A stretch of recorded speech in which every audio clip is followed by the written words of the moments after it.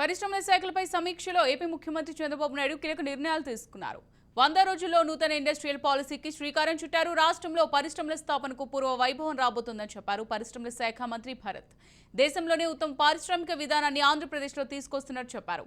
భరత్ 5 కొత్త పాలసీల రూపకల్పనకు సీఎం చంద్రబాబు ఆదేశాలు జారీ చేశారు. ప్రస్తుతం Orvakallu, Krishnapatnam, AP bulk drug park, Kadapa జిల్లా కొప్పర్తిలో క్లస్టర్లు ఉండగా మరో 4 ప్రాంతాల్లో కొత్త ఇండస్ట్రియల్ క్లస్టర్లు ఏర్పాటు చేస్తున్నట్టు చెప్పారు. పారిశ్రామిక ప్రోత్సాహకాలపై సానుకూలంగా ఉన్నామని, మల్లవల్లి కారిడార్లో భూముల ధరల తగ్గింపుపై సీఎం సమీక్షించినట్టు మంత్రి భరత్ చెప్పారు. ఇక దీనిపై తాజా అప్డేట్స్ మా ప్రతినిధి రమేష్ లైవ్ ద్వారా అందిస్తారు. రమేష్,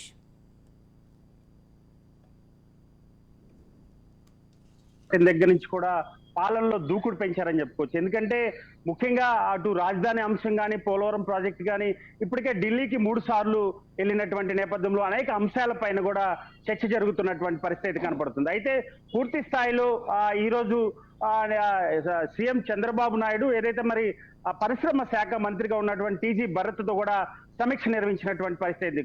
ఇందులో ఒక కీలక నిర్ణయాలు తీసుకున్నటువంటి పరిస్థితి కనపడుతుంది. 100 రోజుల్లో నూతన ఇండస్ట్రియల్ పాలసీ కూడా శ్రీకారం చుట్టారు. ఇప్పటికే ఏదైతే మరి పరిశ్రమ శాఖ మంత్రి టీజీ భరత్ 5 కొత్త పాలసీలను రూపకల్పనకు కూడా ఏదైతే చంద్రబాబు నాయుడు కూడా ఆదేశాలు అయితే జారీ చేసినటువంటి పరిస్థితి కనపడుతుంది. అయితే ప్రస్తుతం ఉరవకొల్లు, కృష్ణపట్నం అదేవిధంగా ఏపీ బల్క్ డ్రగ్ పార్క్ కు సంబంధించినటువంటి ప్రాంతాల్లో ఇండస్ట్రియల్ క్లస్టర్లు ఇప్పటికే ఉన్నటువంటి నేపథ్యంలో మరో 4 కొత్త పాలసీని కూడా తీసుకున్నటువంటి పరిస్థితి కనపడుతుంది. అయితే ఏదైతే మరి టీజీ భరత్ అధ్యక్షతన అటు మంత్రుల సమీక్షలో జరిగినటువంటి అనేక అంశాలు కూడా ముఖ్యమంత్రి చర్చకు తీసుకొచ్చినటువంటి పరిస్థితి కనపడుతుంది.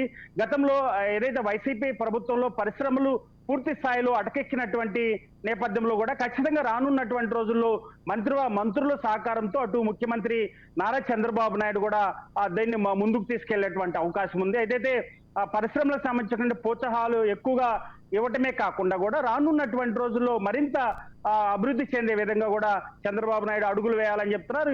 అదేవిధంగా కేబినెట్ లో కూడా అనేక సార్లు కూడా అమూల్య మనం చూసుకోవచ్చు, కేబినెట్ మంత్రులు కొత్తగా తీసుకున్నటువంటి నేపథ్యంలో కూడా మంత్రులందరికీ కూడా ఒక దశానిర్దేశాన్ని ఇచ్చినటువంటి సందర్భాలు ఉన్నాయి. ఏదైతే మరి వారి శాఖల్లో పూర్తి స్థాయిలో పట్టు సాధించాలి, ఆ శాఖలకి సరైన అధికారులతో కూడా ఎప్పటికప్పుడు సమీక్ష నిర్వహించి కూడా ఆ శాఖల మీద పట్టు తీసుకువచ్చి కూడా మరి అభివృద్ధి చెందే విధంగా కూడా చర్యలు తీసుకోవాలన్నారు. అదేవిధంగా అటు అధికారులకు సంబంధించినటువంటి అంశాలు కూడా మనం తీసుకోవచ్చు. ఎందుకంటే అధికారులు కూడా పూర్తి స్థాయిలో ఆ శాఖలకు సంబంధించినటువంటి నిధుల వ్యవహారం కానీ, కేంద్రం నుంచి వచ్చే అనేక అంశాలకు సంబంధించినటువంటి వాటి గురించి కూడా ఎప్పటికప్పుడు కూడా సమీక్ష నిర్వహించాలంటూ కూడా చంద్రబాబు నాయుడు ఒక పరిశ్రమ శాఖే కాకుండా కూడా అన్ని శాఖల మంత్రులతో కూడా ఎప్పటికప్పుడు కూడా అటు వీడియో కాన్ఫరెన్స్ ద్వారా కానీ అదేవిధంగా సమీక్షల ద్వారా కూడా నిర్వహించినటువంటి పరిస్థితి.